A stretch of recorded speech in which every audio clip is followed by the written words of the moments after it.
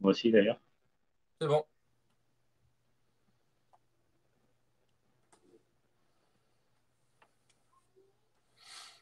Bonjour à tous, Sébastien Vive de Forza OM Télé, bienvenue pour ce live. Alors excusez-nous pour les problèmes techniques, hein. On a eu un petit problème de son, on a mis un peu de temps à le résoudre.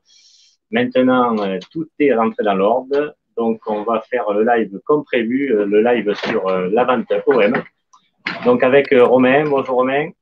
Bonjour Sébastien, comment vas-tu? Bonjour à tous. Merci d'avoir patienté. Excusez-nous pour ce petit désagrément technique. Ouais, c'est la technique. J'ai mon fond vert qui me tombe dessus, mais c'est pas grave. Alors aujourd'hui, on va faire une spéciale. Alors vente OM et également entrée du capital. En fait, on va essayer de d'explorer toutes les pistes pour savoir qu'est-ce qui se cache derrière cette entrée du capital. Vous avez dû voir de 132 millions d'euros. Donc, ben, je te laisse présenter peut-être les différentes parties, Romain. Les différentes parties, donc en premier lieu, nous allons parler de l'entrée dans le capital de l'OM des 132 millions d'euros. On essaiera dans un deuxième temps justement de regarder les similitudes avec ce qui a pu se faire dans les différents projets d'acquisition de clubs tels que celui de Manchester City. Et enfin, on essaiera de parler du personnage Mourad Boudjelal et de faire une corrélation entre sa personnalité et son éventuelle acquisition de l'Olympique de Marseille. Alors écoutez, moi, chers amis, chère communauté olympienne, je tenais déjà principalement à vous faire part de notre volonté de vous informer et non de vous prendre en otage avec de fausses informations qui n'auront de cesse de vous tirailler entre un amour inconditionnel de l'Olympique et une envie d'une vente effective. Nous respectons trop ce club et ses supporters pour ériger le mensonge en idée directrice des projets que nous proposerons autour de cette fable qui est l'éventualité d'une vente OM. Alors nous pouvons répondre par l'affirmative, oui, que les différents éléments sortis dans la presse depuis mars 2020 laissent présager que les choses évoluent dans les coulisses du club sans pour autant affirmer qu'il s'agisse d'une hypothétique cession partielle ou totale ou de la volonté de Franck McCourt d'honorer sa volonté de ne pas vendre le club et donc de participer à sa survie économique. Alors oui, les points d'ombre nourrissent le débat, et si vous vous demandez de quoi l'avenir de l'Olympique sera fait, mystère et suspense, bien malin sera celui qui sera en mesure de le prédire. En effet, telle une fiction réaliste, chaque argument permet d'infirmer ce qui venait d'être affirmé, mais ne nous y trompons pas, la vente de l'Olympique est un doux rêve caressé par des milliers de supporters dont la seule envie, au-delà des intérêts des uns et des autres, est de voir l'OM renouer avec son glorieux passé. Voilà, j'avais voulu avec Sébastien faire une petite introduction. Enfin, nous avions voulu très spécialement parce que pour expliquer un petit peu le travail qu'on va faire autour de l'Olympique, vous n'aurez pas dans nos émissions des rumeurs en bois, des on-dit, des sources qui viennent d'un ami, d'un politique ou d'un ami d'un joueur. Vous ne trouverez pas ça chez nous. Nous ferons le nécessaire pour essayer de vous respecter un maximum et de pouvoir vous proposer toutes les informations qu'on a vérifiées avant de pouvoir vous les donner. Donc nous remercions évidemment les personnes qui souhaiteraient intervenir à l'avenir, de nous en faire part pour venir expliquer un petit peu justement leurs arguments, peut-être les informations qu'ils ont eues, mais par respect aussi pour ceux qui nous dévoilent certaines choses, nous avons décidé avec Sébastien de ne jamais dévoiler les informations qui nous sont données. Donc, sauf avec l'accord des personnes et dans une moindre mesure, si jamais on a réussi à pouvoir vérifier l'information par l'intermédiaire d'un journaliste ou d'une source qui a pu nous la communiquer. Voilà, vous l'aurez compris, l'Olympique de Marseille est un sujet sérieux, surtout lorsque vous êtes passionné comme nous le sommes, et donc nous ne vous prendrons pas en otage en faisant circuler de fausses rumeurs. Je pense que tu veux peut-être dire quelque chose aussi par rapport à ça, Sébastien? Ouais, ben, je vais compléter effectivement. Alors, sur cette chaîne, vous voyez, il y a beaucoup de vidéos, puisqu'avant c'était Vifou Télé, on a fusionné, et maintenant c'est Forza Web TV. Et vous avez pu regarder et d'autres des vidéos d'interviews de journalistes. Hein, je vous invite à les voir, où, notamment on avait pu interviewer Fabrice Lamperti de la Provence, Romain Canuti du Phocéen, Nicolas Fillol et Mourad Daers de Football Club de Marseille. Donc on les avait interrogés justement sur la vente OM pour avoir des informations, quoi. Bonjour à tous, bonjour Compromito TV, oui. Donc voilà, donc on veut avoir en fait les rumeurs. Nous, c'est pas ça qui nous intéresse, c'est les insiders qui font ça. Nous, on n'est pas des insiders. Nous, ce qu'on veut, c'est faire des débats, donc des débats sur la vente OM évidemment parce que ça nous intéresse et on est tous pour un rachat avec un investisseur qui aurait beaucoup d'argent. Voilà, mais le but, c'est pas raconter effectivement des saucisses et donc d'essayer de le vérifier. Et les journalistes, pour moi, alors il y en a beaucoup, c'est vrai, les supporters marseillais qui sont pas d'accord, qui pensent que les supporters ont plus d'infos que les journalistes. Moi, j'ai été journaliste pendant 12 ans, donc je sais comment ça fonctionne le monde des médias. Donc, je peux vous dire que si les journalistes ne confirment pas, c'est que c'est juste au simple fait des rumeurs. Et là, j'ai encore conversé avec d'autres journalistes aujourd'hui et hier. Ils m'ont confirmé qu'il n'y avait rien il n'y avait pas d'avancée. On était toujours dans le stade de rumeurs. De on dit, alors, il y a des choses qui se passent, c'est clair, hein, voilà, il y a des intérêts de l'OM, on le sait, de toute façon, Mohamed Rajoudi et Boudjelal, c'était dévoilé. Il y a d'autres pistes aussi, c'est clair, mais entre un intérêt, quelques pistes, quelques approches et une négociation avec le propriétaire, il y a un gap important, quoi. Donc, c'est pour ça qu'on veut donc parler un petit peu de centre capital, parce que c'est vrai que ça, c'est une information qui est importante et qui laisse présager peut-être éventuellement une vente OM, mais pas sûr. Enfin, voilà, on va essayer de décrypter tout ça pour voir ce que ça peut vouloir dire, cette entrée au capital de 132 millions d'euros. Voilà.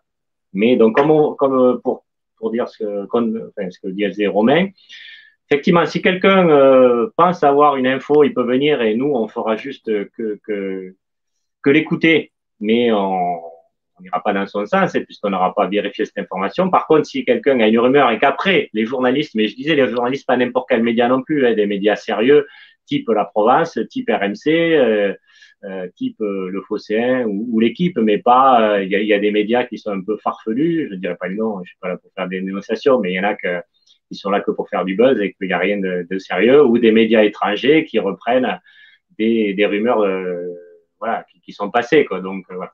C'est pour ça que c'est important d'être dans l'info des rumeurs. Vous pouvez voir des vidéos qu'il y avait sur cette chaîne où on disait que c'était une info quand Mohamed Rajoudi s'était sorti. Voilà. C'est important de le signaler. Et juste pour terminer, comme je le dis souvent avec Romain, pour moi, il n'y a pas une question est-ce on croit ou pas à la vente OM. C'est vraiment pas une question qu'il faut se poser. Pour moi, c'est un peu comme dans un match, si on joue le Real de Madrid ou Manchester City. Voilà, est-ce que vous croyez ou pas à la victoire de l'OM face à Manchester City Non, moi je regarde le match. J'espère, évidemment, en sachant qu'on va perdre contre Manchester City, mais on ne sait jamais avec le football. Voilà. Mais pour la vente OM, pour moi, c'est pareil. Il y a des rumeurs, mais tant qu'il n'y a rien vraiment d'avéré, d'information, on n'est pas là pour croire. De toute façon, on espère, mais on ne peut pas dire je crois ou pas à la vente OM. Personne ne le sait. C'est comme dans un transfert, au dernier moment, ça peut capoter. On l'a vu avec le latéral droit de Genk, de Belge, là. Enfin, le club belge qui a failli se faire et que c'était signé les contrats. Et puis, Genk, au dernier moment, a retourné sa veste. Donc pour une vente en rachat de l'OM, c'est encore plus important. Il y a encore plus de démarches à accomplir avant que ça soit officiel. Voilà. Effectivement. Alors, j'avais repris dans mon introduction j'avais parlé de Mystère et Suspense, qui est une très bonne chanson de la Funky Family, justement. Pour la vente OM, c'est un petit peu ça. Je vois certaines questions. Je vous remercie. Ernest MJ aussi, salut à toi sur le chat. Et par exemple, JC Gonsalves, on essaiera de répondre à ta question tout à l'heure un petit peu pour les différents PV. On va en parler après. Si on n'y répond pas tout de suite aux questions que vous nous posez, ne vous inquiétez pas, on y reviendra dans la foulée. Alors évidemment, pour continuer sur cette vente OM, je ne vais pas dire ce que je ne pense pas. Moi, j'en ai très clairement envie. Je veux voir justement l'Olympique retrouver son rang. Ça, c'est une certitude. On a des informations qui tombent de tous les côtés parce qu'il y a des gens aussi qui essaient de profiter du buzz de l'Olympique. Et on n'a pas forcément envie de se mêler à ça. Donc, c'est surtout qu'on respecte trop notre club pour pouvoir dire tout et n'importe quoi. Alors, par moment, tout à l'heure, j'ai eu quelqu'un au téléphone, justement, je ne donne pas son nom, mais que je salue, qui me donnait des informations, effectivement, qui avaient vraiment l'air de tenir la route. Donc, je les ai entendues. Et lorsque, avec son accord, on en saura un petit peu plus et qu'on verra que ces choses sont avérées, nous les dévoilerons. Mais pour l'instant, on va surtout essayer de réfléchir et de monter des hypothèses autour des éléments qui environnent le club. Comme on peut le voir depuis mars, depuis le premier confinement, il y a eu évidemment des tas de choses. On a eu la rumeur Boudjelal, il y a eu des rumeurs d'acquisition aussi de la part d'un oligarque russe. Il y a eu plein de choses. Donc, mais on a toujours été confronté à Frank McCourt, qui est resté quand même droit dans ses bottes en expliquant qu'il n'était pas vendeur.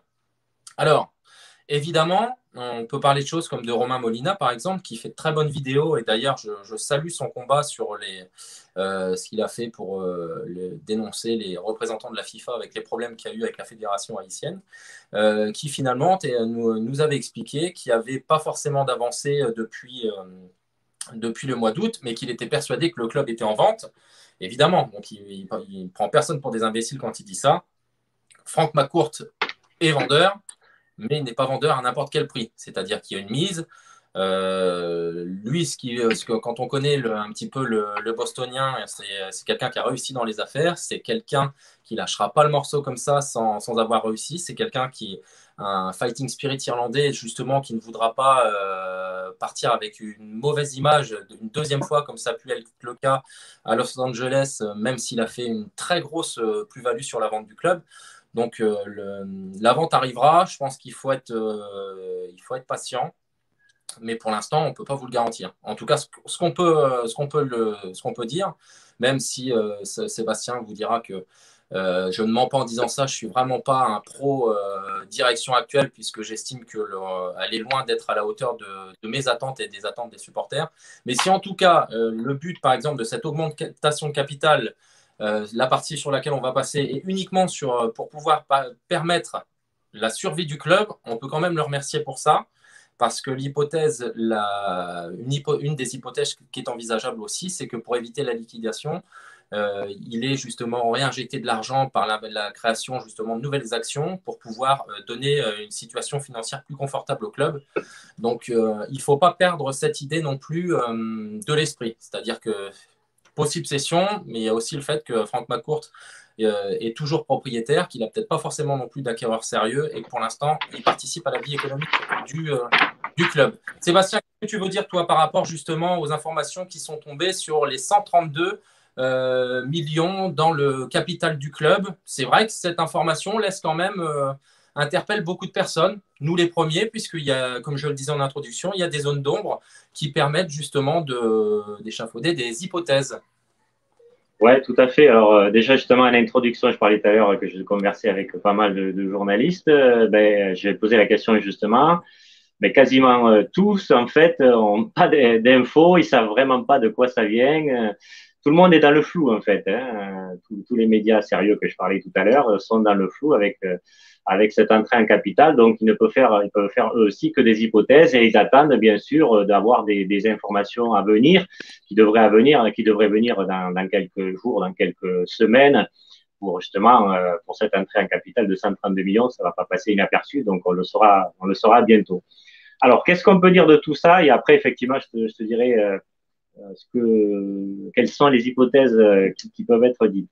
Alors, donc il y a une augmentation du capital de 132 millions d'euros. Elle était avant de 116 millions d'euros. Donc, du coup, ça apporte à 248 millions d'euros au total. Et ça, c'est vrai que ça a interpellé parce que c'est le chiffre, c'est le chiffre qu'a donné l'OM comme la valeur du club, en fait. Que le club coûterait 248 millions d'euros, ça serait la valeur. Donc, c'est vrai que cette somme est la même, donc ça pose forcément question. Pourquoi pas 250, 260? Non, 248. Quoi. Donc, ça, c'est vrai que c'est quelque chose qui est fait. Alors, qu'est-ce qu'on peut dire d'autre? Je pense qu'il faut revenir un petit peu au départ du rachat en 2016 de Frank McCourt à Margarita Louis-Dreyfus. Ce qu'on sait maintenant, c'est que 5 sociétés ont été créées au moment du rachat et dont 3 qui ne sont pas accessibles car elles sont implantées au Delaware, qui est un paradis fiscal sans le nommer, enfin, tout le monde le sait. Et donc, c'est sur ces 3 sociétés qui ont été créées, on n'a pas d'infos. Donc, tous les fonds qui peuvent venir de ces sociétés vont pas être visibles dans les actifs, donc c'est un petit peu opaque. Donc c'est dur de savoir réellement ce qui a été injecté d'ici là, depuis 2016 et forcément avec là, cette entrée au capital en octobre. Alors, euh, attention, juste pour terminer, l'augmentation de capital ne veut pas dire augmentation du budget. Voilà, on n'a pas 132 millions qui arrivent directement dans les caisses pour le mercato d'hiver ou le prochain mercato estival. Hein. Ça c'est faux. Hein. Ça, c'est pas du tout ça. Donc, il y a beaucoup d'hypothèses. Donc, en fait, c'est quoi les hypothèses qu'il peut y avoir? La première hypothèse, Franck McCourt, qui remet de l'argent. Pourquoi? Ben parce que déjà, à la DNCG de l'été dernier, ben, il y avait un trou, on le connaît, hein, il y avait un trou de 90 millions d'euros. Alors ça, c'était avant le fair play financier, puisque le fair play financier, il fallait apporter 60 millions d'euros pour arriver à moins de 30 millions d'euros de déficit et donc satisfaire le déficit, le fair play financier. Le fair play financier a un peu explosé avec Manchester City, hein, qui a gagné en appel. Donc ça, c'est et puis le Covid, donc ça, c'est un petit peu remis à plus tard au calendrier grec peut-être. Enfin, en tout cas, il faut voilà le fair play financier un peu l'écarter un petit peu pour le moment. Mais malgré tout, le fair play financier, ok, mais il y a la DNCG en France et à la DNCG en France, c'est on va dire que c'est plus souple, mais malgré tout, il faut pas avoir un déficit constant et énorme. Il faut le combler. Et l'OM, c'est 90 millions d'euros chaque année. Et là, on était à moins 127 millions d'euros pour la saison dernière de déficit. Donc ça, McCourt, pour satisfaire la DNCG, puisque l'OM n'a pas été sanctionné par la DNCG, on n'a même pas eu d'interdit de recrutement, il y a rien eu, il n'y a pas eu du tout de contrôle. Donc ça veut dire que Franck McCourt a apporté des garanties à l'instance de la Ligue pour dire qu'il allait combler les trous. Donc, ce qui s'était dit, c'est qu'a priori, il avait donné 20 millions d'euros, il avait injecté 20 millions d'euros, mais bon, ça ne suffisait pas, hein, puisque le trou était beaucoup plus important. Donc là, il y a deux hypothèses, ça on ne le sait pas, mais bon, il n'y a vraiment que deux hypothèses. C'était soit il disait je remettrai de l'argent plus tard, soit lui ou soit notre actionnaire, hein, ça fait partie des autres hypothèses, ou alors je vends des joueurs, je vends Kaletachar, je vends Sanson, etc., etc., pour 60 millions d'euros comme il était prévu, peut-être moins, parce que la DNCG c'est un peu plus souple, d'ici novembre, par exemple, puisque les contrôles pour après le mercato de janvier, ils se font un petit peu avant. Donc ça, c'était le deal, quoi. Donc ça peut être ça, effectivement, que Franck McCourt te dit, ben, je réinjecte l'argent pour combler ce déficit. Ça peut être aussi les nouveaux déficits qu'il y a eu, puisque avec Mediapro, les droits télé ont baissé. Enfin, en tout cas, ils ne payent pas, donc forcément, c'est plus les mêmes droits qui étaient attendus. Plus zéro public dans les stades, donc la billetterie est également en berne. Et l'argent que des recettes, quand le stade est plein, forcément, il y a plus de recettes. Donc, ça aussi, c'est crédible. De toute façon, clairement, il faut éponger ses dettes. Donc, ça peut être McCourt.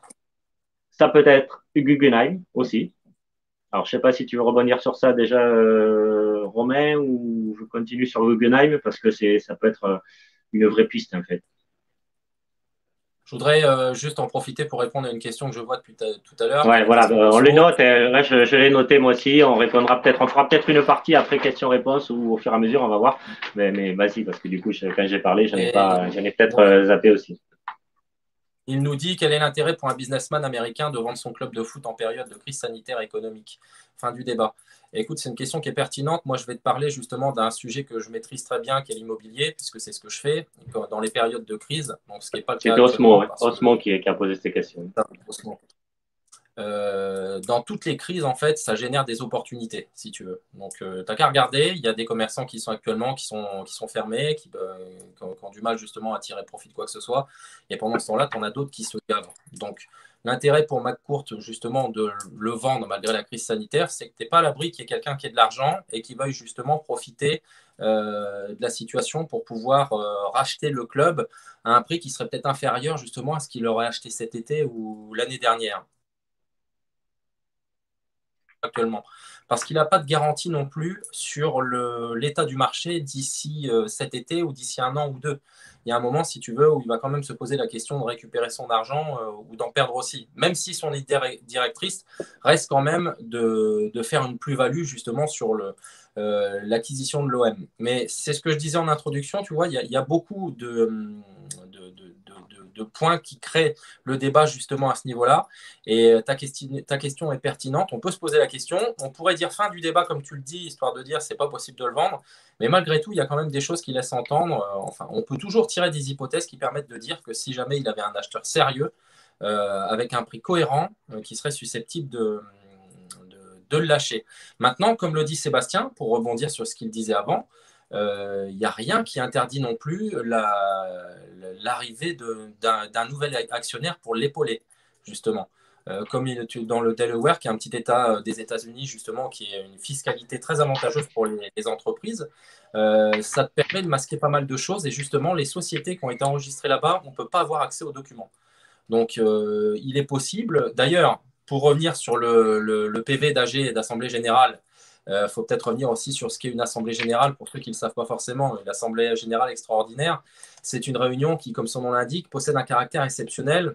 Elle concerne les associés ou les actionnaires d'une entreprise et elle a pour objet la validation de décisions importantes de la société. Donc, actuellement, dans le PV d'AG, apparemment, c'est un PV d'AG préalable à une augmentation de capital, ce qui est encore différent. Donc, c'est d'ailleurs ce qu'avait interpellé Mourad Art sur le Football Club de Marseille. Dans ce PV d'AG, en fait, il y a l'argent qui est mis à disposition permet justement de conforter la situation économique de la société sans passer par la banque. C'est-à-dire qu'on met un certain nombre d'actions justement en activité pour un certain prix. Ça permet d'avoir des liquidités et justement de pouvoir continuer à faire fonctionner la société.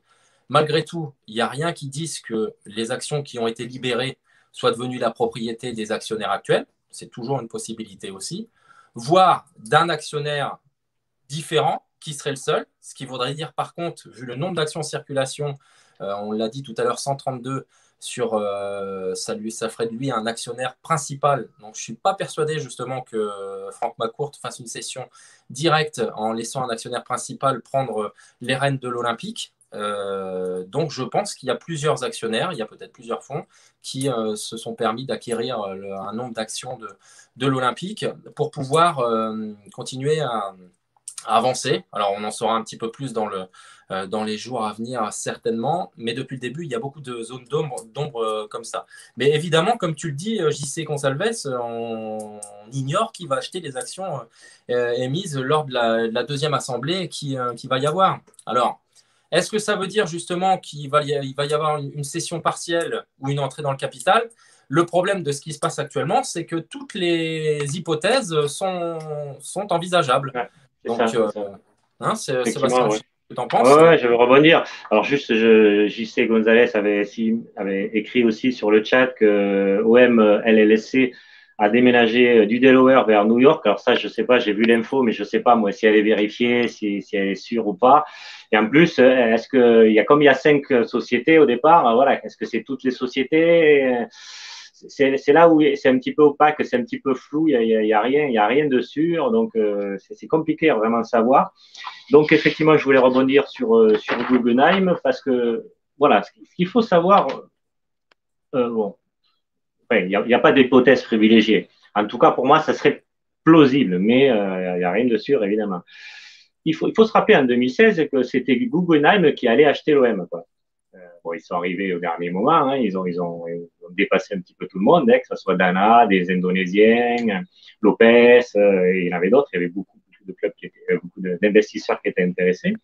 Donc ça, il y avait eu des articles vraiment une semaine avant ou quelques jours avant le négociation exclusive avec Franck McCourt, comme quoi c'était un consortium américain qui allait reprendre l'Olympique de Marseille. Enfin, c'était les articles, je crois que c'était 2 jours avant ou 3 jours avant, je ne me rappelle plus exactement, mais c'était vraiment très très proche.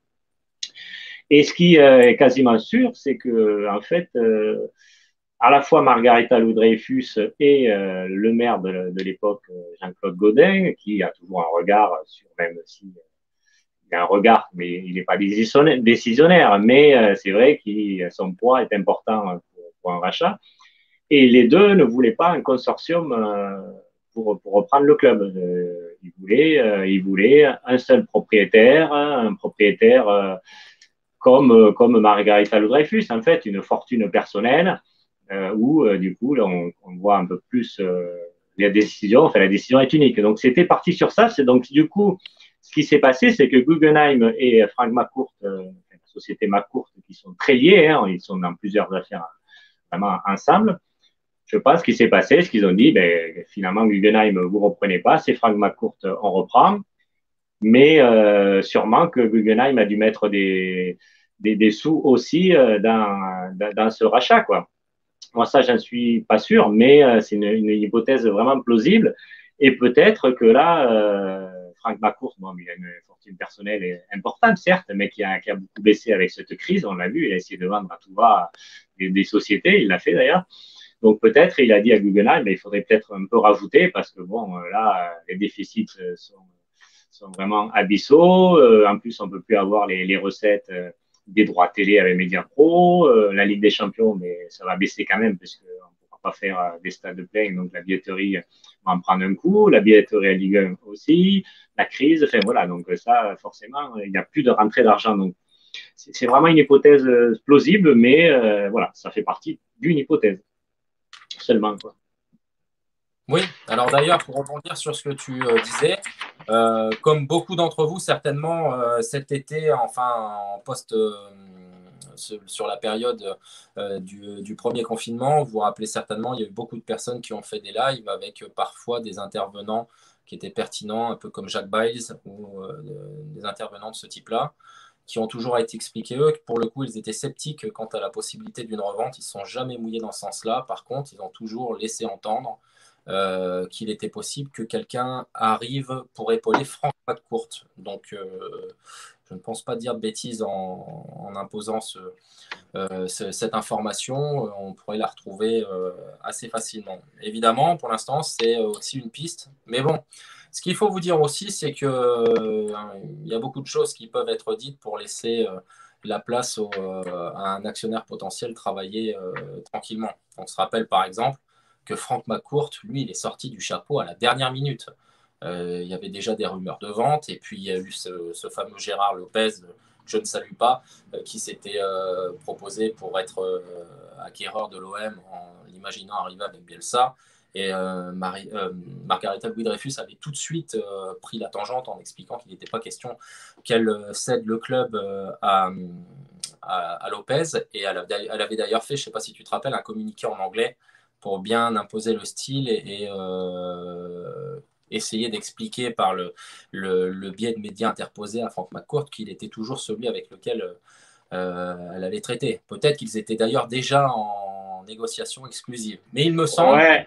tu m'arrêtes Non, si non, parce que. tiens, Ouais, mais non, là j'ai vu un article récemment comme quoi Frank McCourt est arrivé très, très tard, genre en mai, quoi. Genre en mai dans les négociations, hein. Il faut se rappeler qu'en avril, c'est là où Margarita Dreyfus a officialisé le fait que l'OM était en vente, même si c'était un secret de polichinelle, on le savait depuis des années que l'OM était en vente, mais là, elle cherchait vraiment à tout prix à s'en débarrasser. Donc, et avant avril, il y avait des investisseurs qui étaient déjà sur le coup depuis de longs mois. Donc, Frank McCourt, après, il y a un article qui dit que lui, il est obstiné, il a tout fait de mai à août à fond pour dépasser les autres. Voilà. Mais après, il faut dire que Margarita Dreyfus aussi, ça l'a refroidi quand elle a vu dans la presse des infos sortir sur le projet Gérard Lopez avec Bielsa comme entraîneur.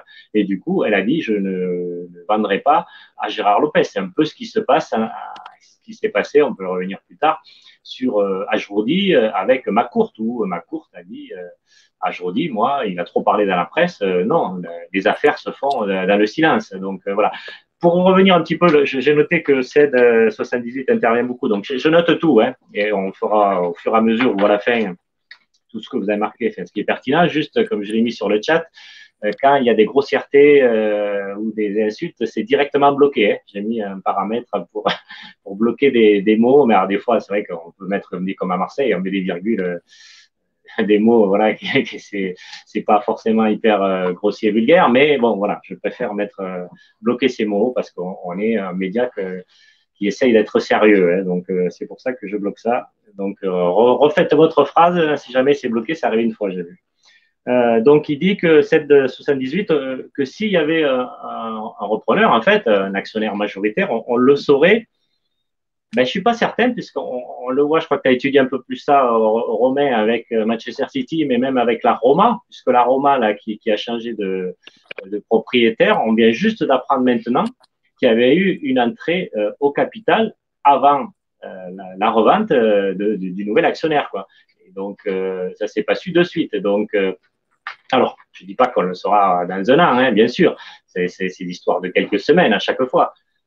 Mais c'est pas impossible qu'il y ait d'abord cette entrée en capital et qu'on sache dans quelques jours, 3 semaines, un mois, quoi.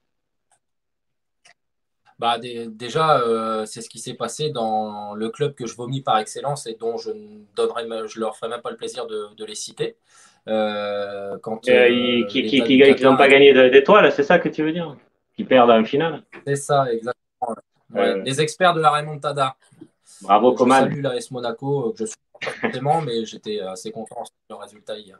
Et les experts de la remontada, les Qataris sont arrivés tout doucement. Alors je me rappelle des informations parce que quand j'ai vu que les Qataris arrivaient là-bas, j'étais déjà pas forcément, j'étais même pas ravi du tout. Alors pas parce que ce sont des Qataris, loin de là, hein, j'ai aucun problème avec ça puisque je serais d'ailleurs si l'Arabie Saoudite arrivait à l'OM, je serais le premier satisfait. Donc, ce n'est pas une histoire de provenance des fonds. Mais je savais que ça allait être compliqué parce qu'ils avaient des moyens limités. Ce que je veux dire par là, c'est que l'information est tombée, les Qataris arrivent à Paris. Il y avait effectivement des journalistes qui s'étaient un peu mouillés en ce sens, mais à l'arrivée en dernier lieu aussi. Et ils sont entrés dans le capital avant de prendre possession du club. Donc, Ouais. à hauteur de 60 ou 70%. Donc, si jamais, par exemple, cette augmentation de capital était le fruit d'un seul actionnaire, donc ça pourrait faire un petit peu le même principe qui s'est fait là-bas. Manchester City, c'est un peu différent parce que justement, le propriétaire thaïlandais de l'époque, en 2007-2008. Alors, Manchester City, par contre, c'est quand même un dossier qui est intéressant. 2007-2008, donc Ouais, passage vas-y, ouais. sous un autre pavillon. Donc, alors, ce qui est intéressant, si on fait une corrélation avec l'OM, c'est que les hommes en place, hein, qui sont Paul Aldridge et Cook, de mémoire, Ils y sont étaient plus. déjà là-bas. Ils Donc, ont été un pass. Ah, tu parles à l'OM, pardon. Oui. ils étaient déjà là-bas au moment de la session. Pour Paul Aldridge, je crois qu'il est arrivé un an avant. Donc, d'ailleurs, ça ne s'est pas passé que là-bas. Il a eu Sheffield aussi. Donc, il y a eu les histoires avec West Ham. À chaque fois que Paul Aldridge passe quelque part, que ça soit en bien ou en mal, il se passe toujours quelque chose. Et donc, quand il est arrivé là-bas, il est arrivé dans une situation difficile, justement.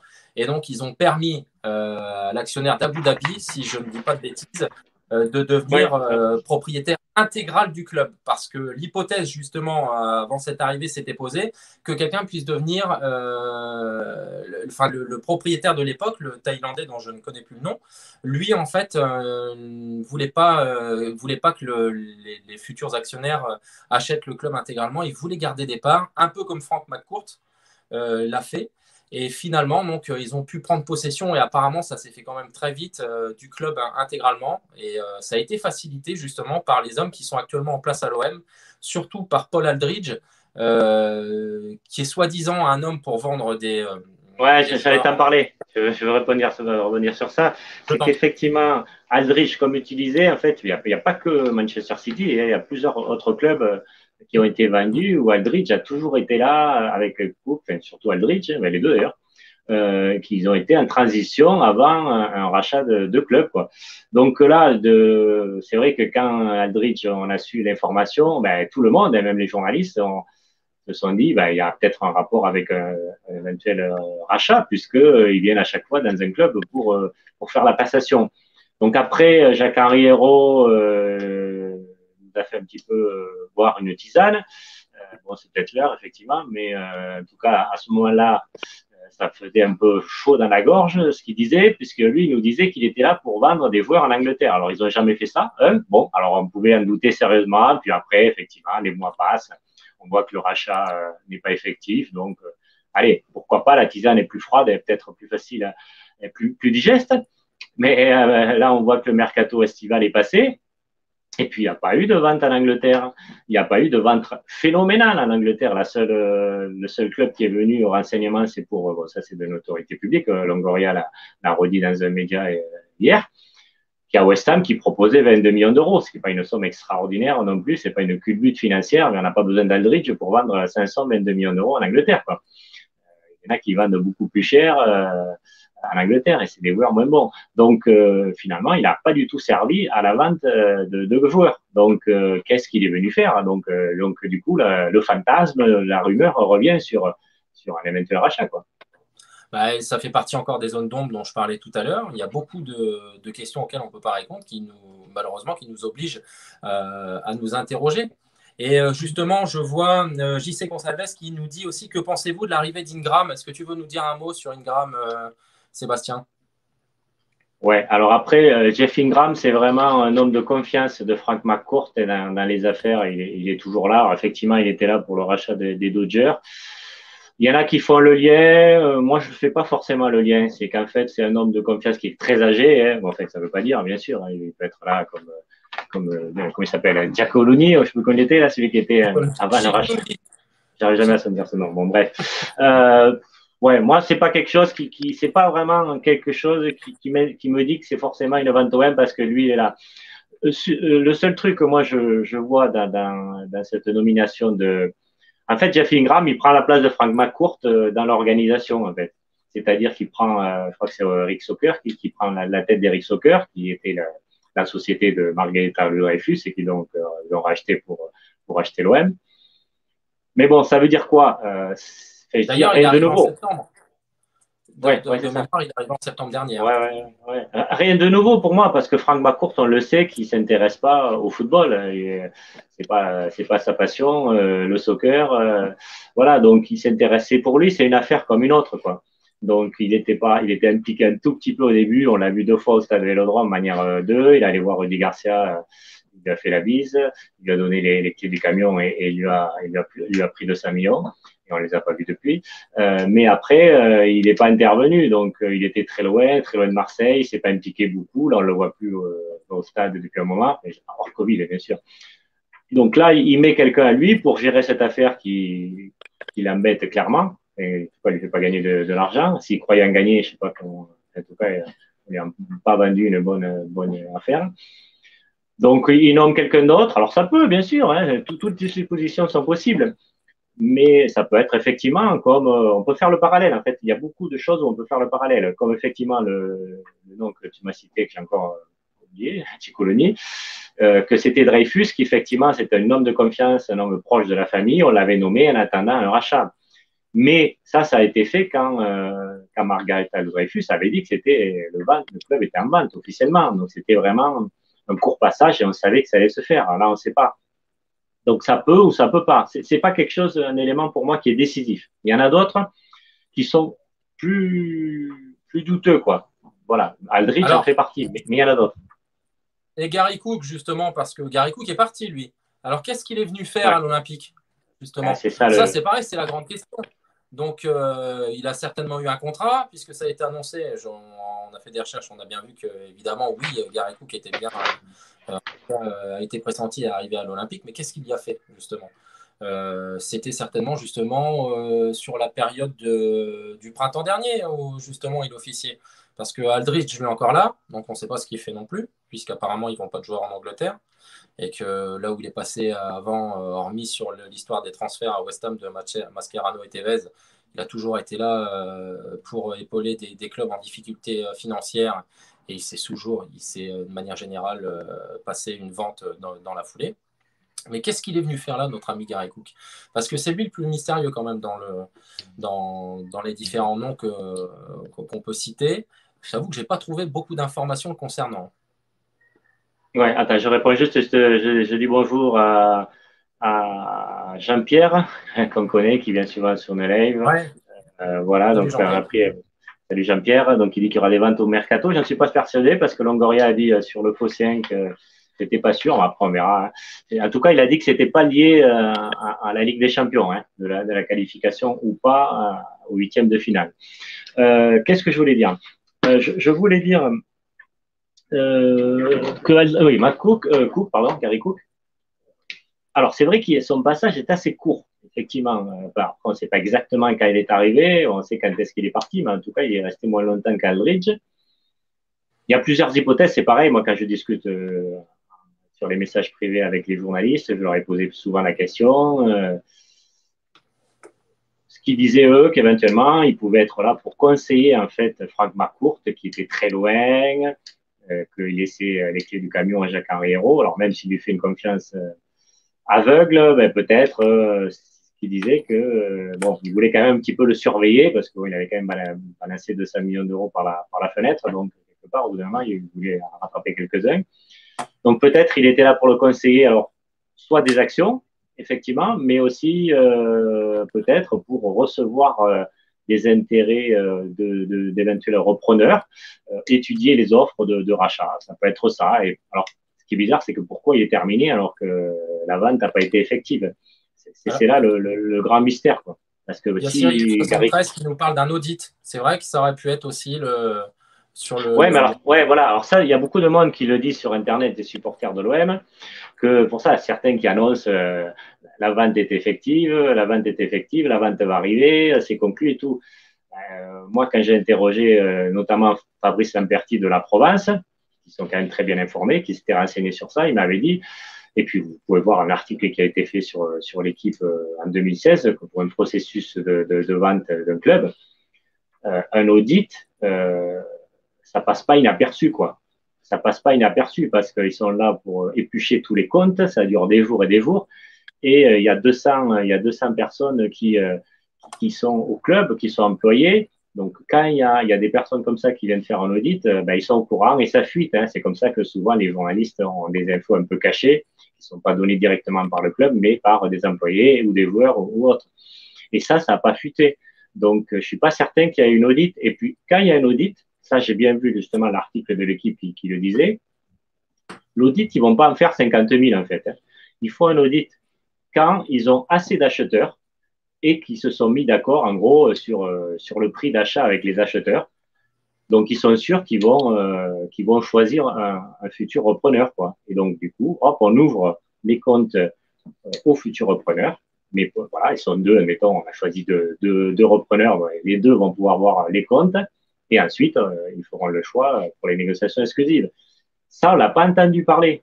Donc, je suis pas certain qu'on soit à 15 jours de la vente de l'OM. Alors, si c'est le cas, tant mieux. Hein. Ça a été fait par derrière et ça a été vraiment dans le secret, ce qui est d'ailleurs le plus efficace, je pense.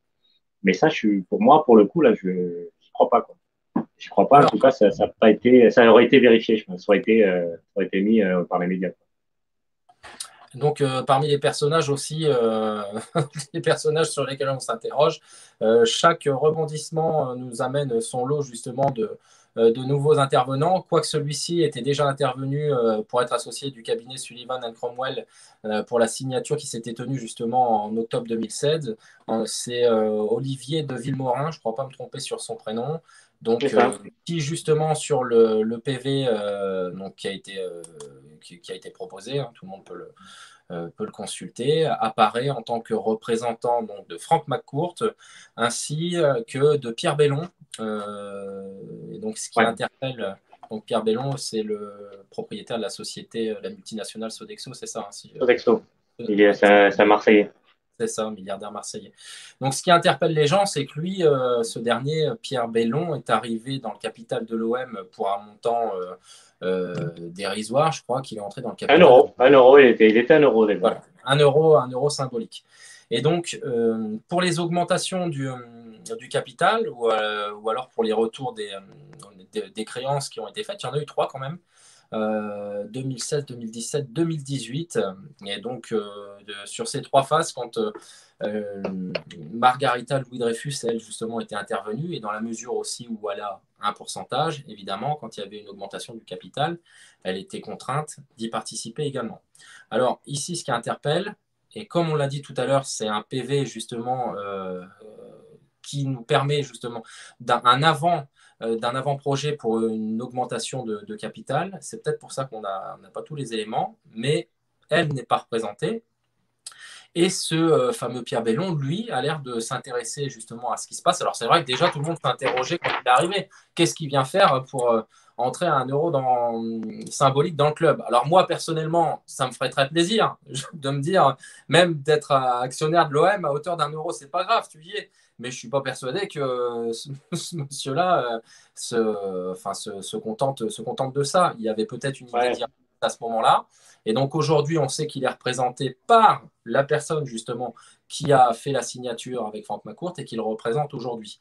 Donc, il est présent dans cet avant-projet et on s'étonne justement de l'absence de Margarita Louis-Dreyfus, sachant qu'en plus, alors c'est pour ça que toutes les hypothèses peuvent s'empiler les unes sur les autres et puis qu'on peut faire une série digne de Netflix.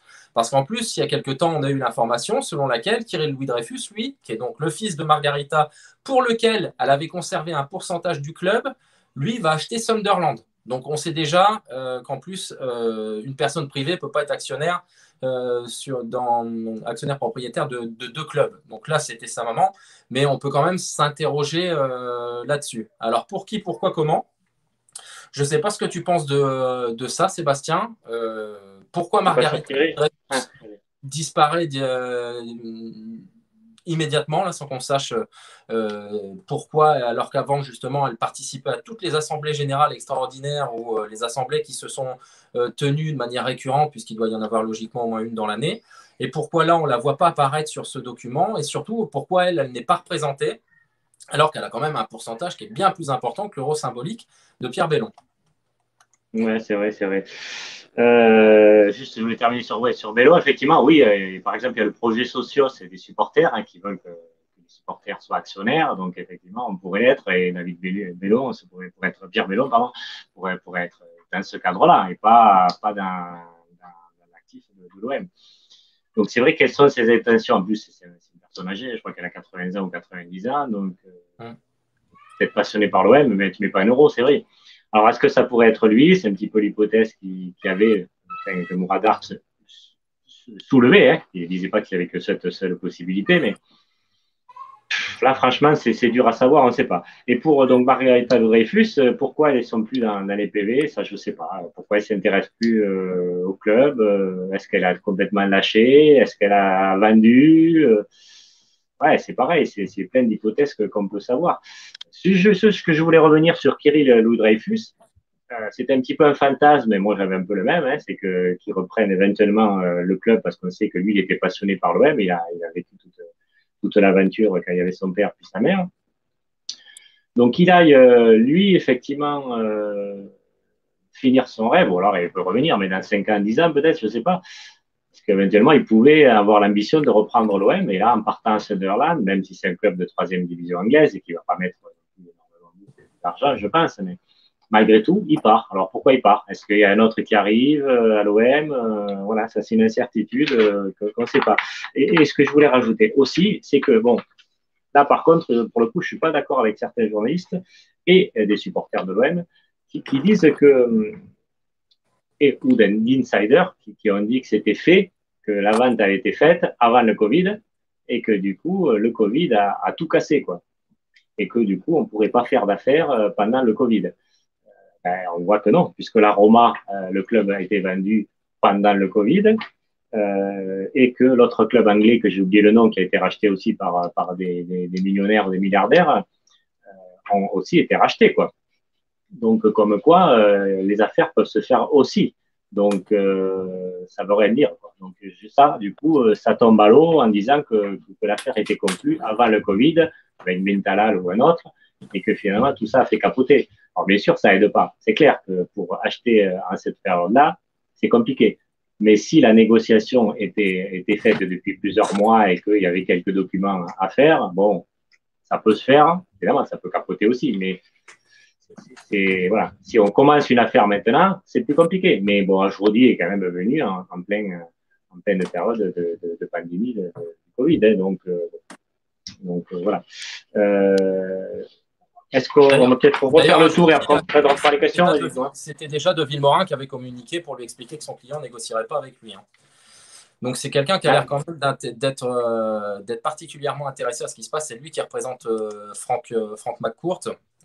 Et donc il faut quand même savoir qu'il est intervenu dans des gros dossiers, comme des reprises de sociétés par Louis Vuitton ou comme des fusions de Fiat et Chrysler. Donc c'est pas n'importe qui. quand tu as une personne comme ça qui s'intéresse à un certain dossier, c'est pas le petit avocat qui est commis d'office. Hein. Donc, voilà. Alors après, il y a une autre hypothèse qui avait été émise par Foot Mercato, comme quoi ils avaient étudié pendant le dossier Ajrodi cette chose-là, c'est que McCourt, a priori, ne voulait pas vendre complètement toutes ses parts, en tout cas, mais qu'il voulait bien qu'un actionnaire rentre, un actionnaire minoritaire, pour l'épauler dans les finances du club. Ça, c'était l'hypothèse qu'ils avaient émise, qui paraissait assez crédible. Et donc, avec cette entrée dans le capital de hauteur de 132 millions d'euros, alors c'est vrai que c'est énorme, 132 millions d'euros. Donc, si c'est qu'un actionnaire, bon, il a la majorité, clairement, puisqu'il y avait 116 millions d'euros avant.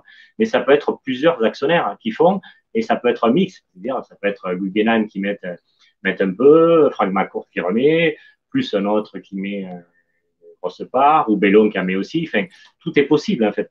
Et donc, dans ce cas-là, ça pourrait accréditer cette thèse où, effectivement, Frank McCourt ne voudrait pas céder le club de façon majoritaire, mais voudrait toujours la majorité.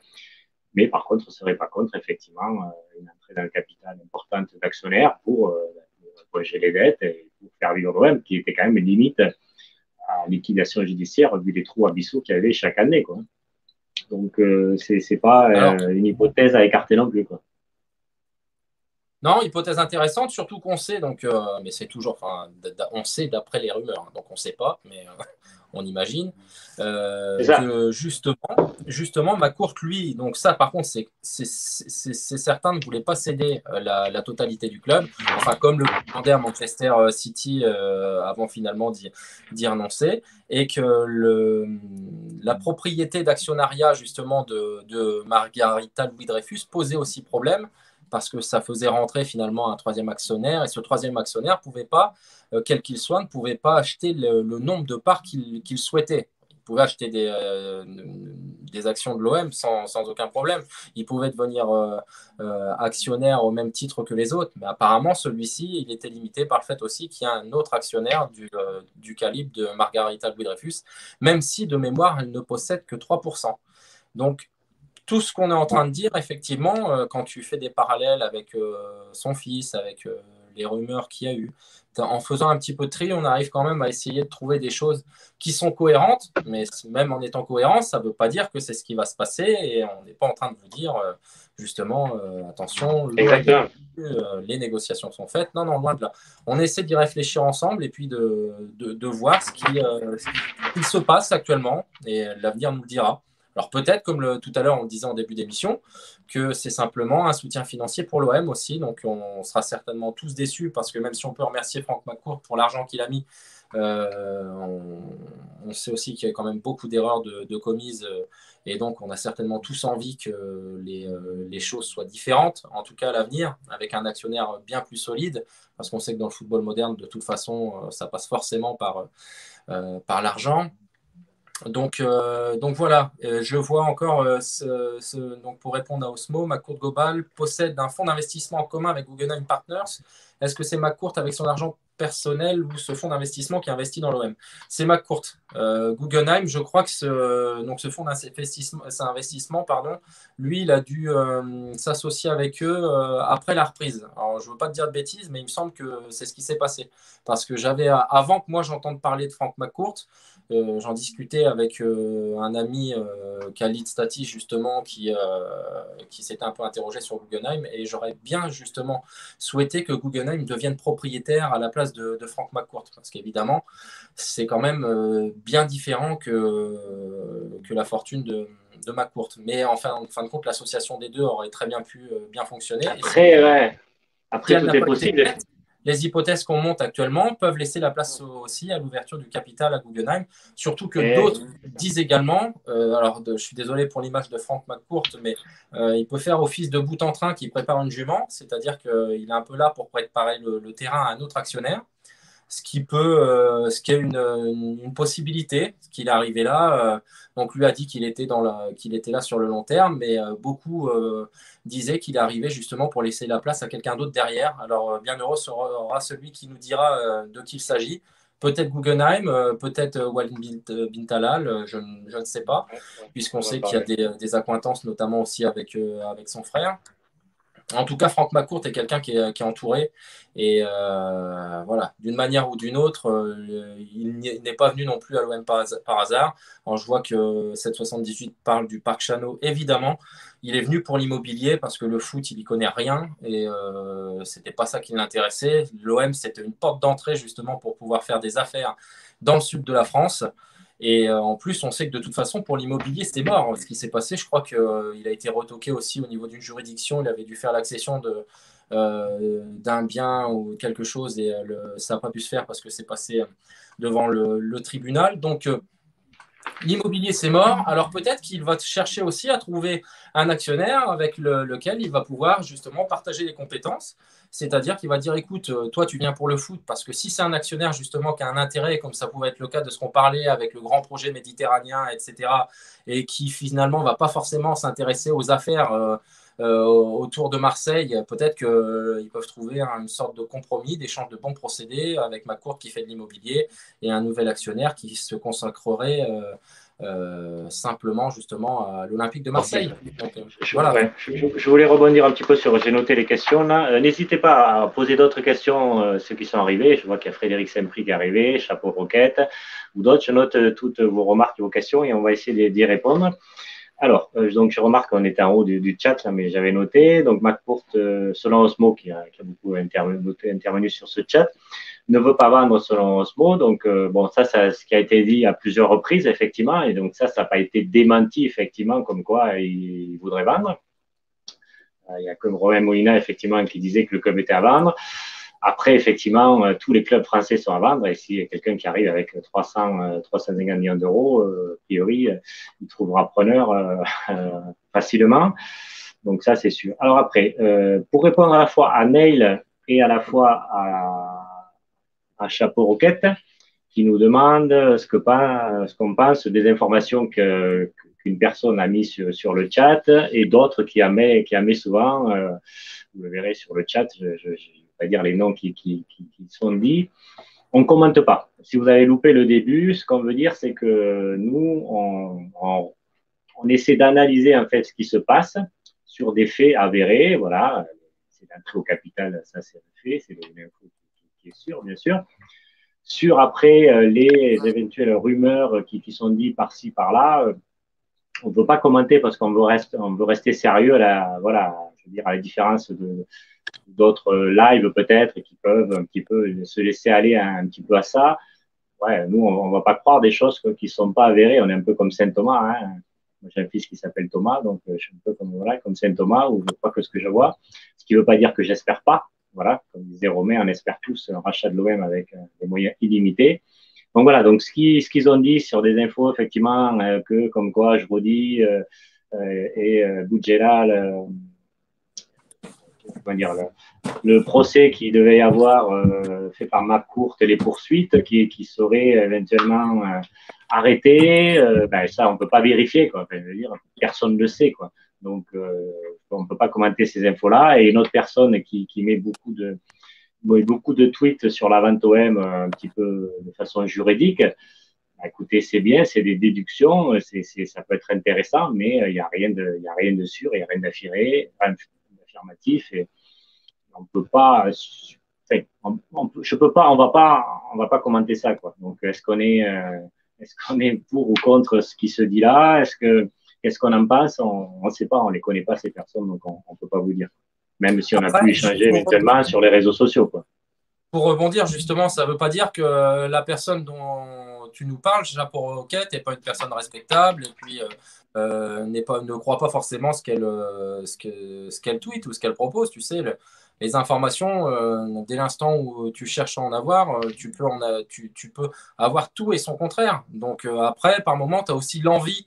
On a tellement envie, on sait tout ce que c'est en tant que supporter de l'OM, d'être passionné par ce club. Et c'est ça aussi, c'est qu'il y a beaucoup d'émotions. Il y a le facteur de l'improbable, le facteur qui t'emmène justement dans cet engouement. Et ça ne veut pas dire que lui ou d'autres essaient forcément de flouer ou de prendre les supporters pour des imbéciles. Mais si tu veux, c'est ça aussi qu'il faut dire parce que Ouais, je suis d'accord avec toi. Je sais pas si tu as on, fini ou on quoi. nous demande de nous positionner sur des gens qu'on ne connaît pas. Et Ouais, c'est moi, ça. je ne vais pas non plus m'amuser à dire des choses Moi, négatives dessus je vais parce faire qu'on un peu un parallèle là. Ouais, vas-y, pardon, vas-y, c'est terminé. on n'en sait rien. Donc, moi, Sébastien pourrait te le dire, on pourrait se positionner en vous racontant un tas de trucs qu'on a entendus et puis vous dire ça va arriver. Et pourquoi? Parce qu'on a envie que que ça arrive. Mais on peut pas vous le certifier. Donc, peut-être que les personnes dont vous parlez, eux, par contre, avec l'envie, l'émotion, tout ce qui règne, l'amour du club, etc., cet engouement pour la vente OM, justement, répètent des choses qu'ils voient ou font part de leur interprétation parce qu'ils estiment que leur interprétation des faits est la bonne. Et puis, auront-ils raison, auront-ils tort? Je ne sais pas. Mais voilà, je voulais juste mettre aussi, enfin, essayer de rajouter quelque chose à ton propos, Sébastien, parce que je ne veux pas non plus qu'on nous dise qu'on porte des jugements sur des personnes qu'on ne connaît pas. Au Voilà, contraire. effectivement, Voilà, c'est ça que je dis, et que du coup, je voulais continuer ce que tu disais là, c'est que nous, on est toujours dans le respect des personnes. Voilà, nous, c'est vraiment, c'est ça. on est attaché aux personnes humaines, au respect, à la bienveillance. Donc, nous, sur les réseaux sociaux, vous ne verrez jamais attaquer, faire des insultes et dénigrer des personnes. Voilà. Donc, par contre, on est méfiant à ce qui se dit parce que effectivement, rien n'est avéré. C'est pour ça que sur cette chaîne, vous pouvez les revoir. Comme on l'a dit tout à l'heure, ben, il y a des interviews de journalistes qui en savent beaucoup plus et qui ont vérifié les informations parce que beaucoup reçoivent des infos. Vous avez dû en recevoir vous aussi. Nous, on en reçoit plein de personnes qui nous sollicitent en nous disant j'ai une info concernant la vente OM. J'en ai reçu des tas et des tas, quoi, de personnes différentes et des projets différents. Et qu'est-ce qu'on peut, c'est rien, on peut pas affirmer les choses, quoi. Et je voulais faire un Alors, petit parallèle, juste un parallèle peut-être pour ça, après tu termines pour 2 secondes. ouais, Alors c'est peut-être un peu audacieux ce que je fais comme parallèle, mais enfin, vous allez me dire ce que vous en pensez peut-être. Pour moi, c'est un peu le parallèle qu'on a en ce moment avec la gestion de crise du Covid. En fait, voilà, où certains vont être, on va dire, pro-gouvernemental, pro-gouvernement, nos décisions, et d'autres, effectivement, vont étayer d'autres pistes sur la gestion de crise et pourquoi ils font ça et qu'est-ce qui pourrait nous devenir. Voilà, futur vaccin, etc., etc. Je ne vais pas rentrer là-dedans, mais c'est juste pour essayer de vous faire comprendre qu'effectivement, il y en a d'autres qui font des lives sur YouTube, hein, que peut-être vous avez pu écouter, et donc c'est toujours pareil, c'est que est-ce qu'ils sont crédibles, est-ce qu'ils ne sont pas crédibles, mais de l'autre côté, c'est pareil, le gouvernement, est-ce qu'il est crédible, est-ce qu'il n'est pas crédible. Et donc, moi, ce que je ne veux pas qu'on rentre là-dedans, c'est, et que du coup, moi, sur les réseaux sociaux, des fois, ça arrive, et notamment sur cette vente OM, c'est qu'il n'y a pas d'un côté ceux qui sont pour la vente OM ou qui croient, et d'autres qui ne croient pas. Voilà, alors, il y en a qui peuvent être contre la vente OM, ça les regarde et ça se respecte. Nous, on en a qui interviennent des fois dans le live qui ne sont pas contre pour un nouvel actionnaire, et on les respecte et on les accueille sans problème. Nous, avec Romain, on n'est pas dans ce cadre-là. Nous, on veut un rachat de l'OM, mais malgré tout, voilà, il n'y a pas les supporters marseillais qui sont divisés en deux. Non, non, on est tous supporters de l'OM. On espère tous que l'OM soit au sommet, que ce soit avec Franck McCourt ou d'autres. Pour nous, on pense que c'est avec d'autres, mais voilà. Mais malgré tout, c'est pas pour ça qu'il faut croire à tout ce qui se fait, quoi. Voilà, des saucisses, il y en a plein qui circulent sur les réseaux sociaux. Il y en a combien? Enfin, on nous disait qu'il allait y avoir une vente OM avant fin mai, avant fin juin, avant fin juillet, avant août, avant octobre. Et ça passe, ça passe, ça passe. Et la vente OM, elle n'est toujours pas effective, malheureusement, quoi. Et le mercato est passé. Et donc, voilà. Donc, je pense qu'un jour, ça y sera, la vente, quand on ne sait pas. Alors, c'est vrai qu'il y a des indices, effectivement, qui se passent actuellement avec ce qu'on vous relais là. Mais bon, personne ne sait si c'est vraiment la vente OM. Il n'y a que Franck McCourt qui le sait, et les repreneurs en face, et le marché. Voilà, le prix du marché, la crise, tout. C'est compliqué à dire. Voilà, je laisse continuer, je t'ai un peu coupé. non, mais ton parallèle est très juste. Hein. De toute façon, dès l'instant où il y a une décision d'envergure, tu as toujours des personnes qui vont s'affronter sur la façon d'interpréter les choses. Donc, l'OM n'échappe pas justement à ce principe. Je voulais rebondir sur ce que Jean-Pierre a dit. L'argent qui va être injecté vient de McCourt, personne d'autre. Il a vendu une compétition équestre il y a quelques mois. Alors c'est vrai, tu as raison, et puisqu'on essaie de traiter un peu toutes les hypothèses, je ne pouvais pas ne pas citer ton intervention.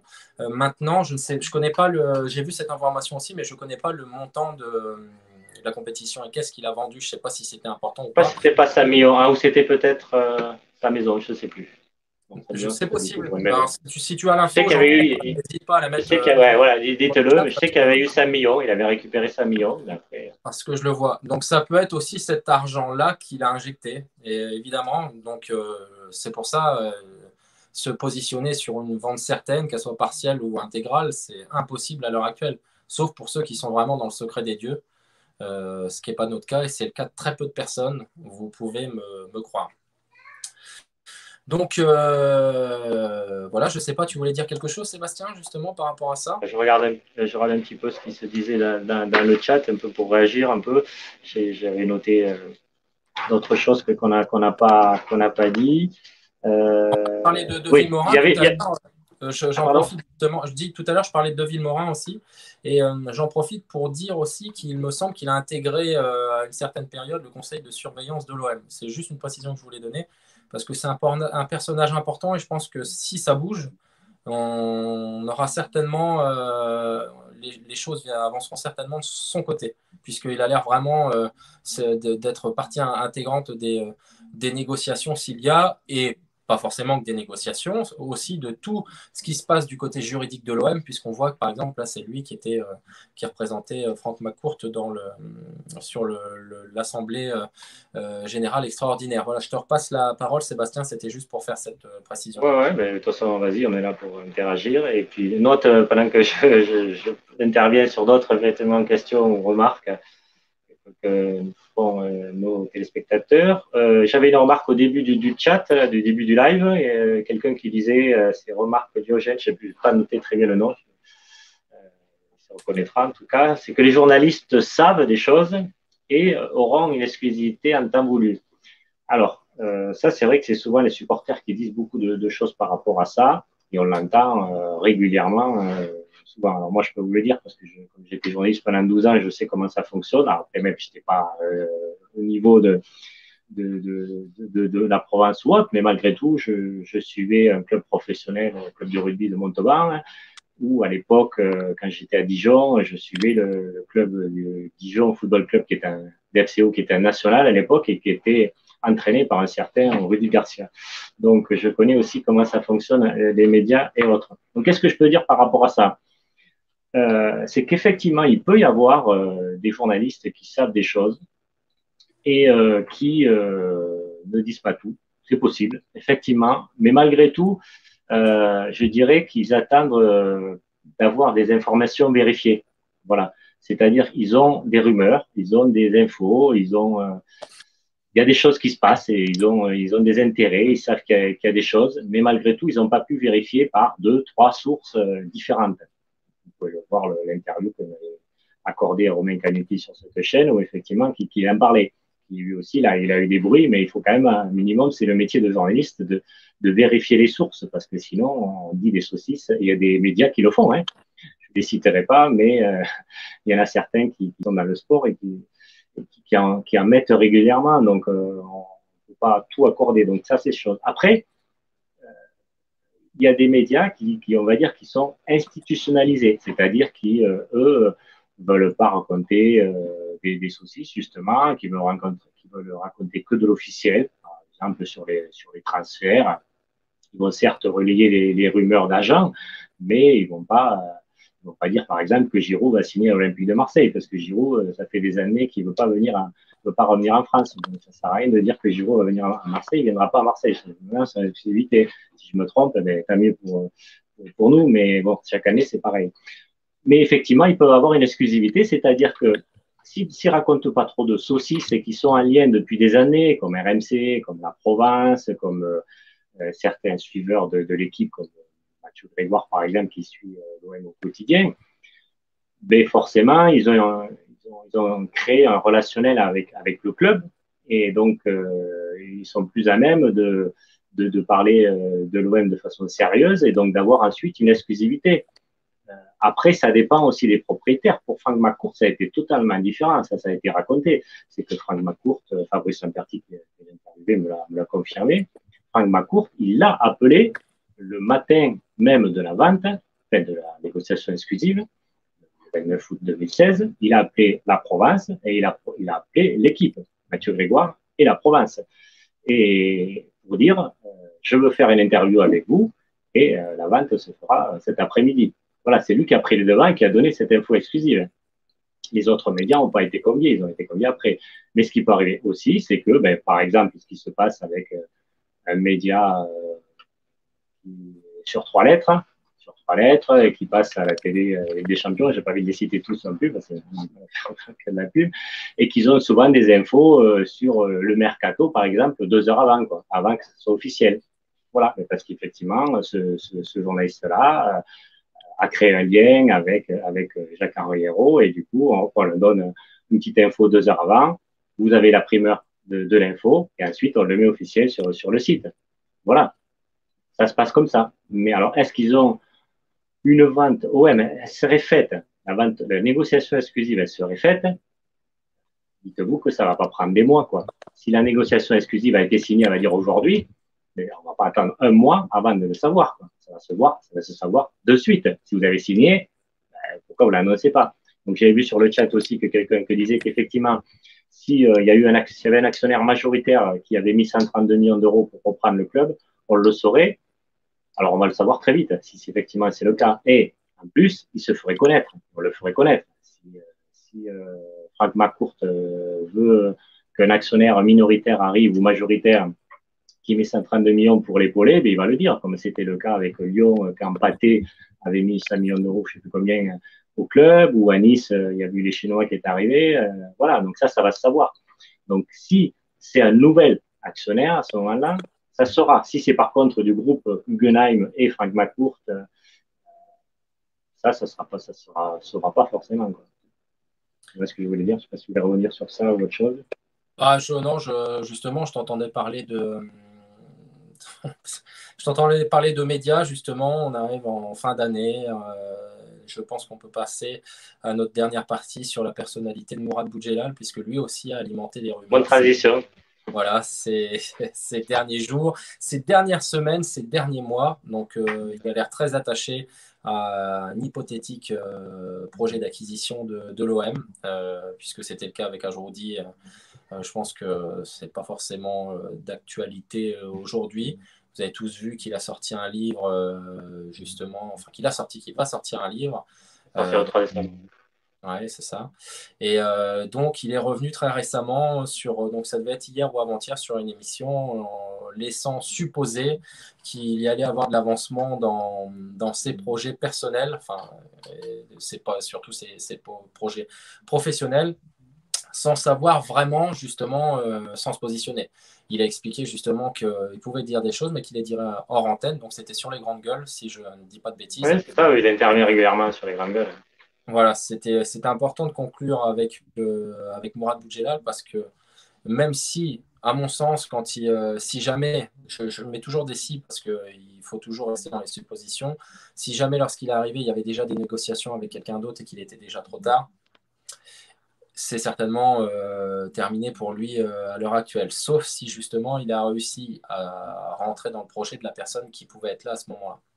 Alors il est toujours, il continue toujours de nourrir les suppositions avec par moments des tweets énigmatiques, avec des retweets sur des tweets de certaines personnes, avec des déclarations. Alors je ne sais pas ce que tu penses de ça, est-ce que vous en pensez? Comment vous allez le voir, Mourad Boudjelal? Parce qu'il y a finalement 2 solutions. Soit, en fait, il a profité de l'écho que peut avoir l'Olympique de Marseille, parce qu'évidemment, il ne faut pas se leurrer. Hein. Vous rajoutez Olympique de Marseille, ça fait le tour du monde. Hein. Enfin, j'exagère, mais presque. Est-ce qu'il en a profité justement pour faire parler de lui, pour peut-être après mettre en lumière ce qu'il fera professionnellement dans les jours, dans les mois à venir? Ou comment vous le voyez? Est-ce que finalement vous pensez qu'il est vraiment attaché à l'Olympique et puis qu'il tient absolument à faire partie du projet du club, que ce soit avec cette direction, avec de possibles futurs acquéreurs. Voilà. Vous placez comment, et toi particulièrement, Sébastien, vis-à-vis de lui? Parce que je t'avoue que moi, le premier talk que j'avais fait avec toi, donc c'était à la sortie du confinement, donc il n'y a pas non plus très longtemps. On était tous ravis et je reste persuadé que ça serait un président extraordinaire pour l'OM parce que voilà, il a la carrure et les épaules. On ne va pas revenir dessus. Est-ce que tu trouves normal ce qui a été fait en termes de communication, justement, de profiter justement de l'écho que peut avoir l'Olympique pour essayer soit de se positionner ou soit de faire du bruit pour montrer qu'il était là? Alors effectivement, moi, comme je l'avais dit très souvent, j'avais fait des vidéos sur ça. Pour moi, ça serait éventuellement, même si effectivement, après, il faut le prouver sur le terrain, les paroles aux actes, ça serait un très bon président pour l'OM parce qu'il me rappelle un petit peu Bernard Tapie avec sa gouaille, avec son charisme, avec son savoir-faire dans le sport, comme Tapie l'avait fait dans le cyclisme avant de le faire dans le foot. Et on peut dire que Mourad Boudjelal a réussi dans le rugby, puisqu'il a été 3 fois champion d'Europe ou 2 fois, je ne sais pas. Et il a été champion de France, donc il a réussi dans le rugby, il a fait venir des stars, il a construit une équipe de toutes pièces qui était en top 14. Je me rappelle à l'époque, il était au même niveau que Montauban, parce que Montauban, il était un Pro D2 aussi. Il les a menés très très haut, donc le savoir-faire sportif, il l'a clairement. Après, c'est différent du foot, évidemment, et du rugby, mais malgré tout, je pense qu'il a l'ambition pour monter une grosse équipe s'il a les coups des franches, et il a le savoir-faire, et il a le réseau aussi, parce qu'il a le réseau des médias, il connaît les politiques, très haut placés, Laporte, Macron et autres. Donc voilà, je pense qu'il a toutes les capacités pour l'être. Après, j'avoue que ces derniers temps, ça commence un petit peu à m'agacer, quoi. Ça commence à m'agacer parce que finalement, ces tweets un peu énigmatiques, ces retweets, ce tout petit passage dans les grandes gueules où en fait, il dit rien, quoi. En fait, ça ne veut pas dire grand-chose, quoi. Parce que moi, après le recul, ce que je dis, c'est que son futur métier, comme on l'a pu laisser entendre, ça serait écrivain. Moi, c'est ça que je suis en train de me dire, en fait. En fait, c'est ça qu'il a dû dire peut-être à RMC. Voilà, je vais être écrivain, je vais sortir un livre. Ça peut être ça, ça peut être pas ça aussi, mais en tout cas, parce que bon, il like, il relike, il est avec Ajroudi, il est plus avec Ajroudi, puisque au départ, Ajroudi, c'est un homme formidable, et puis après, il se rend compte qu'il a balancé pas mal de saucisses et il a pris des communicants qui sont tous sauf énormes. Et donc, il s'est retiré d'Ajroudi. Peut-être il essaierait d'aller à Mentala, mais ça, on ne sait pas, c'est des rumeurs. Il était au club de Toulon de foot, il a essayé l'Atlético de Marseille, il a essayé un autre club, je ne me rappelle plus. Enfin, il a essayé plusieurs clubs. Bon, je pense que clairement, il veut aller dans le football. Ça, j'en suis persuadé. Je pense que c'est sincère. Je pense qu'il a envie de connaître les émotions sportives à travers le football. Je pense qu'il est un passionné de foot et de l'OM, clairement. Il habite à Toulon, il était souvent au stade Vélodrome. Donc ça, je pense qu'il est assez sincère. Je ne pense pas qu'il ait besoin de faire de la pub. Il est assez connu. Il a réussi dans toutes les affaires. Donc, non, je pense pas. Je pense pas. Je pense qu'il y croit vraiment. Il a cru réellement à ce projet de reprise de l'OM. Mon avis, alors ça, je peux vous dire parce que j'ai un cousin qui écrit des livres. Alors, certes, c'est un petit écrivain et qui a une petite maison d'édition. Mais ce que je sais, c'est que quand vous faites un livre, il y a du moment, il y a un temps qui se passe avant de la relecture, la correction du livre, et avant que ça se passe. Alors, les grosses éditions, c'est pas Boudjelal, aussi Boudjelal, c'est pas lui qui a écrit, hein. Je crois qu'il y a un nom, c'est un journaliste qui l'a fait ou un auteur. Il a dû faire un livre d'entretien, certes, donc c'est pas lui qui s'est occupé de la correction, mais malgré tout, ça demande du temps. Donc là, le livre, il est bouclé, et il va être vendu et proposé à la vente le 3 décembre. Donc, qu'est-ce que ça veut dire? Ça veut dire que ça fait déjà des semaines que le livre est bouclé. Donc, si le livre est bouclé depuis des semaines, ben, il n'y a pas de vente OM. Et je veux dire, il ne va pas mettre dessus vente OM, ou alors c'est suicidaire, hein, parce qu'il faudrait que ça soit, avant le 3 décembre, la vente soit actée. C'est risqué quand même, hein, parce qu'il peut toujours se capoter une vente, même si vous avez signé, vous voyez, dans les transferts, ça arrive, donc ça serait débile, quoi. Ça serait suicidaire. Donc, pour moi, ça veut dire qu'il va raconter les négociations qu'il y a eu avec Ajroudi et McCourt, comment ça a capoté, comment Hérault a mis des bâtons dans les roues, etc., etc. Et sa passion de l'OM, voilà ce qu'il va raconter. Alors, pourquoi il fait ce livre? Par contre, effectivement, c'est pour faire de l'argent, certes. Mais bon, mais faut d'ailleurs, pas trop lui reprocher non plus. comme nous le dit JC Gonzalez, il y a 2 sous-titres de couverture, Nego ou Rêve de l'OM. Oui, c'est ce qu'on a vu aussi. Hier, on s'est partagé avec Sébastien sur les différentes pochettes qu'on a vues. Alors apparemment, c'était des projets. Donc on verra quand le livre va sortir si ce que je dis est vrai. Et on nous a expliqué, quelqu'un nous a expliqué qu'en fait, le premier Nego avec l'OM qui était sorti était une idée de l'éditeur et que Mourad Boudjelal a souhaité changer ce sous-titre et l'a passé en rêve de l'OM. Parce que, évidemment, bon, de toute façon, négociation avec l'OM, comme le dit Sébastien, ça voulait dire que si c'était ça, les négociations étaient clairement mortes et qu'il n'avait pas pu aller plus loin. Parce qu'en ayant bouclé son livre il y a quelques semaines, il n'y a déjà aucune certitude à l'heure actuelle. Il y en avait encore moins la dernière fois. Donc, je suis un peu de ton avis. Il faut se rappeler quand même que certaines personnes, comme Romain Moulina, avaient dit qu'il s'était fait berner. Alors après, il n'a pas été plus loin sur le sujet parce qu'il se répondait un petit peu par réseau social interposé avec Mourad Boudjelal. Je ne sais pas si tu te souviens de cet épisode-là. Non, mais après, ce qui est Et, sûr, c'est que Boudjelal l'a dit, hein, que clairement, les deux compères de Cheno et je ne sais pas qui, là, enfin, les deux conseillers de McCourt, clairement, tant qu'il ne serait pas là, il reste en dehors du projet. Donc, il n'a pas aimé la communication, il l'a dit clairement. Donc, clairement, il a avoué qu'il s'est fait berner par l'entourage d'Ange. Et on était quand même, pour le coup, je reviens sur Romain Molina parce qu'il a été décrié, parce qu'évidemment, quand il explique qu'il n'y a pas de vente, que tout ça n'est pas clair, il ne s'est pas fait que des amis dans la communauté olympienne, tellement on a envie que cette vente se fasse. Mais il est resté droit dans ses bottes quand il a expliqué justement que Mourad Boudjelal s'était fait berner, il est resté sur cette idée directrice, et on s'aperçoit que finalement, Boudjelal ne l'a pas forcément taquiné à ce sujet-là, ou lui a pas forcément demandé d'explication. Donc, ce qui montre certainement aussi, comme nous le disait Jean-Pierre, je Alors, répondrai à Jean-Pierre, je voulais qu'on rebondisse sur ça, et puis après, il posait une question, enfin, ils étaient deux, comme, à ouais, parler qu'est-ce qu'on a comme pensé de on Longoria avait parlé, sur le phocéen, quoi. comme il nous le disait justement quand on avait parlé de Ajroudi et Boudjelal à l'époque, je me souviens, Jean-Pierre, que tu avais dit que pour toi, c'était des gens qui n'étaient pas sérieux. Et je pense que c'était, je passe sous tout convert que c'était surtout pour Ajroudi que tu te positionnais, peut-être un degré moins pour Boudjelal, mais force est de constater que pour l'instant, les faits te donnent raison. On n'était pas, enfin, on était beaucoup à vouloir que ça se fasse parce que, comme on le dit depuis tout à l'heure, on veut de l'argent, on veut que l'OM retrouve son rang. Mais tu marques un point à ce niveau-là parce que pour l'instant, on n'a pas réussi à trouver un écho favorable auprès de ces personnes-là. Donc, une dernière chose pour le prix, merci de la précision.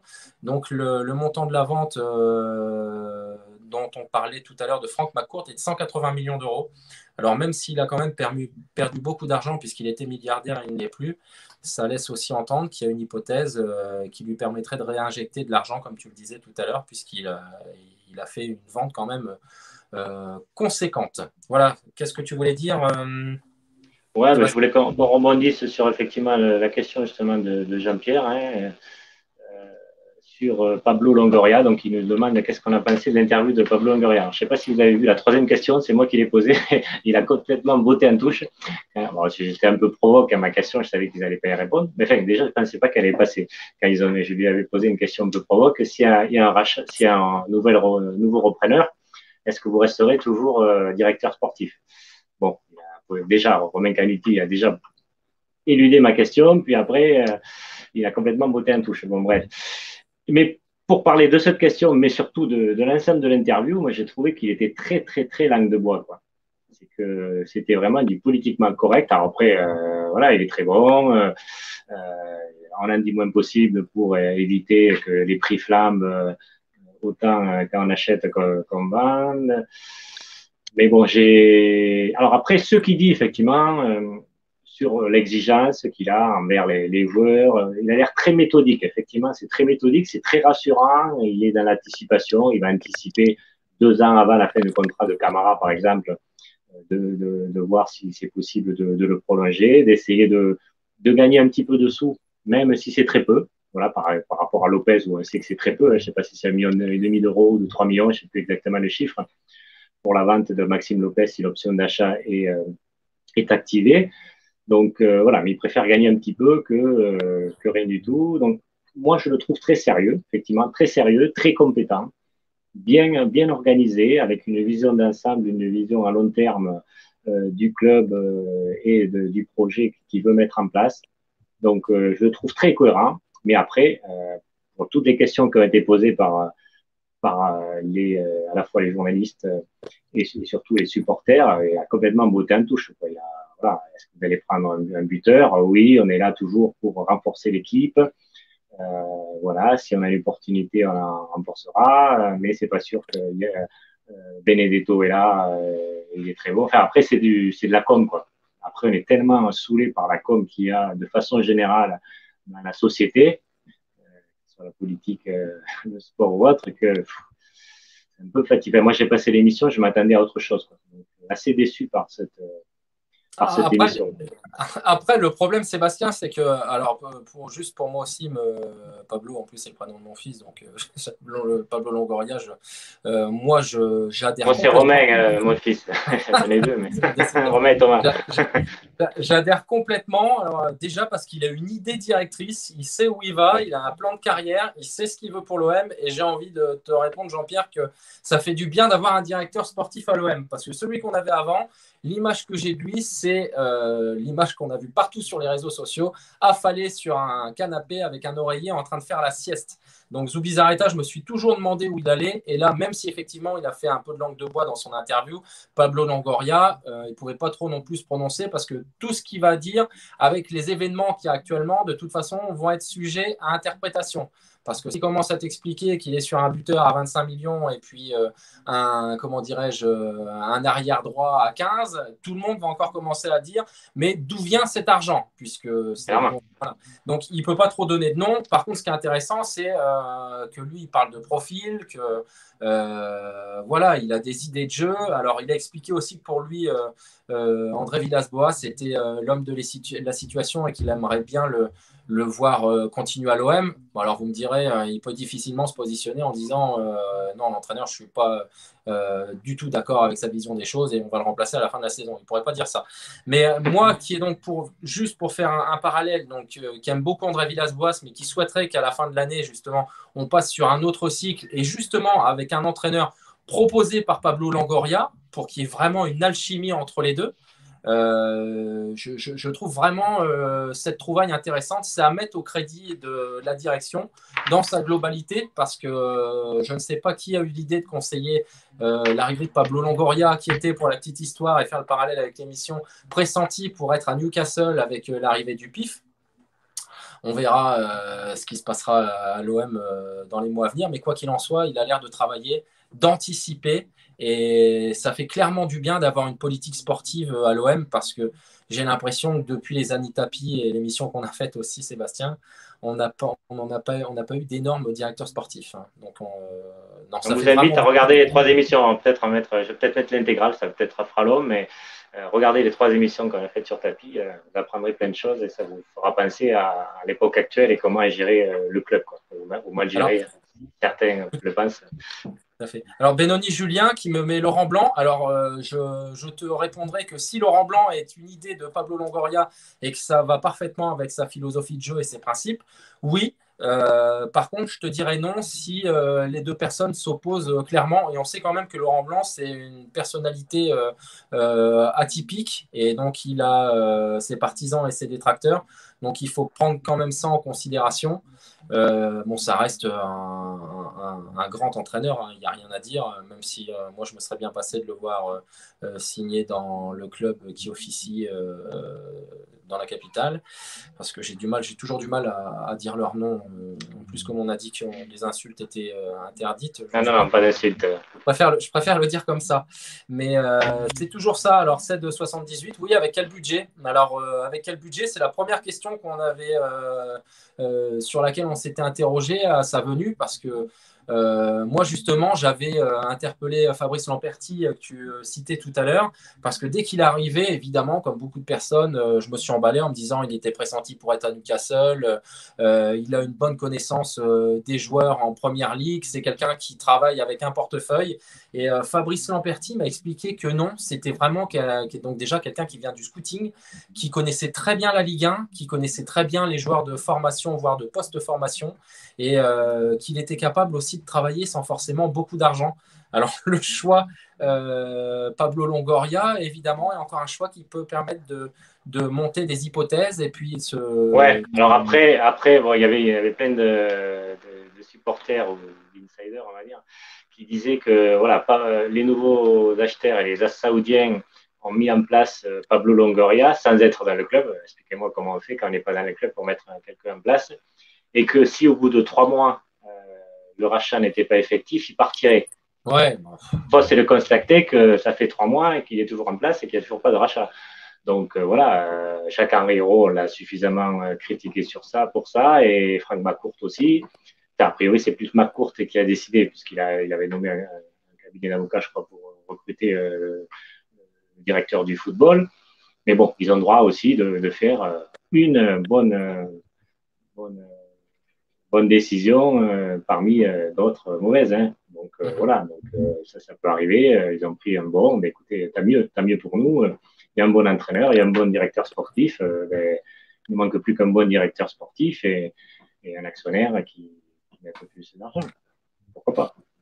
On va bientôt conclure peut-être, ouais, dis-moi. Pour conclure, donc je voulais répondre aussi encore à JC Gonçalves et je le remercie comme tous les intervenants de ce soir sur le chat qui nous proposent Marcelino et tu as raison, surtout que face à l'ogre qu'il y a dans le championnat en termes financiers, ce duo a réussi à quand même à gagner une Coupe d'Espagne avec Valence face aux deux monstres que sont le Real et Barcelone, donc ça pourrait être une très bonne association, mais j'ai vu que Marcelino avait expliqué Non, bon, oui.